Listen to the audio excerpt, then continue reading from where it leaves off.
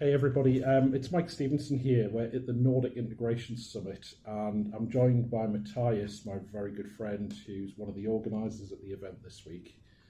I guess my first question is, how are you doing? It's been a long couple of days.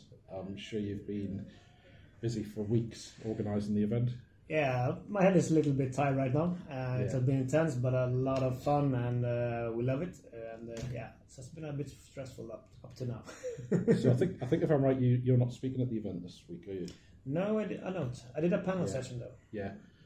So I would be really interested to know your take on some of the technologies that we're talking about here, because you obviously have a really good opinion on some of these things, and you're one of the people I usually kind of keep an eye on to see what you're thinking about stuff, because you often do talks that come from a slightly different angle, which I always find interesting. So tell me, for the stuff that you've seen this week, what's catching your eye that you're going to learn about at all? I think if you look at from a technical perspective, I think there's been a lot of good, challenging things, like how do we think about building integrations? How do we building? In the end, it's almost like we're rewiring things when we're building, because we're used to building things in like that, this, and then case that or case that. But now we're challenging ourselves in building in like, okay, what capabilities do we need? Yeah. And then you kind of say like, okay, I have these capabilities, and what do I want them to actually do? Then you do that afterwards, more or less, or you do them in combination, of course. But still, it's you're changing your mindset a little bit. And it's also really important to keep track on like where AI fits, because this has been a lot of AI on this area. And if you look at it's not the silver bullet that solves everything. We need to find a way of working. So like, what are the deterministic stuff? Where are the non-deterministic stuff? Where does it actually bring value? Yeah, I think that was a big part of the keynote, wasn't it, about that value proposition, which is it's really interesting for me, because that starts touching on some of the stuff I've been doing in the FinOps world, and it's something I want to chat to Kent about a bit more, because it makes a lot of sense, but it's kind of starting new projects off with kind of asking why are we doing this and how do we measure that from day one, which I think is a really good one. Yeah, and when we started doing cloud, we started to see cost as something that we actually put in our architectures and in our design when we were doing things or thinking. And AI is the same thing.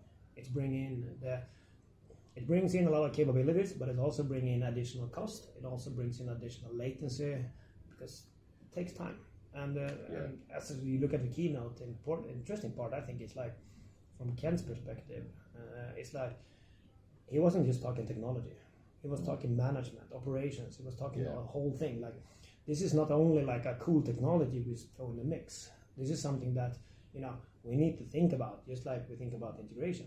Integration is just not something you kind of code in a few minutes and then off you go. Well, I think that for me is one of the big things that Kent's done with the Logic app team as he joined us. That experience he had on the Power Platform team brought experience of a different kind of conversation, because we all know that our conversations with customers have always been technically focused with IT managers, and actually it was always difficult to get integration to speak to the business, but it's actually a business process problem we solve, which is a slight irony, but definitely. It's interesting we can be at a different level now, which I think is really good. Yeah, and I say like we were talking about, integration was an enabler. We talked about it a lot. Integration is an enabler. API is an enabler. And in the long run, as we looked into the panel discussion, I think that actually opens up for what is it that we actually are doing as an integrator. Are we just going to put in AI in the middle and everything will solve itself? No. What's going to happen is like AI need capabilities. AI need flows. AI need deterministic stuff that is well described. So what we are going to end up in, hopefully, there's going to be teams that actually build this. Who is better fitted than integration? Because we're doing it already. It's just different, little bit different. I think also there's the option that we can become the tool maker in a way. So we make the tools that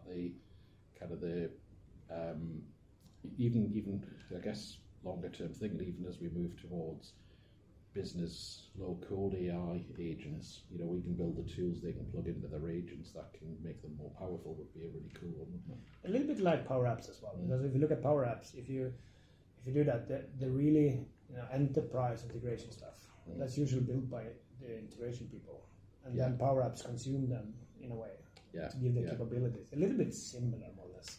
And I think you shouldn't be afraid to play with this because it's really important to understand it. Because the biggest thing I would say that AI brings is new capabilities that wasn't possible before.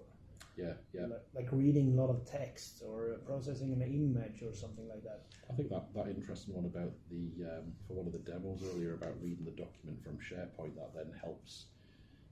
It's an irony in a way, isn't it? If you think we're trying to automate a human in that workflow, but actually, how many times does the human ever read the business process documentation? Never. Probably as a new joiner and then never again. But actually, the agent can regularly read it as part of the training and part of the execution, which I think is quite interesting. Yeah, and I like Clement's take on that. He said, in the future, we will have a better process, regardless if it's human interaction or if it's AI interaction, but we'll think about it differently, which means that when we build our processes, we will be better fitted to actually do either human interaction or AI interaction. We will have that in a better mix. Yeah, really good. I think, thank you for joining me today, mate. I love these little 5-minute videos where I can just pick the mind of some of the people I really enjoy hearing talk. So great job. Thank you very much. Great job this week at the conference as well. Thank you. Thanks, mate.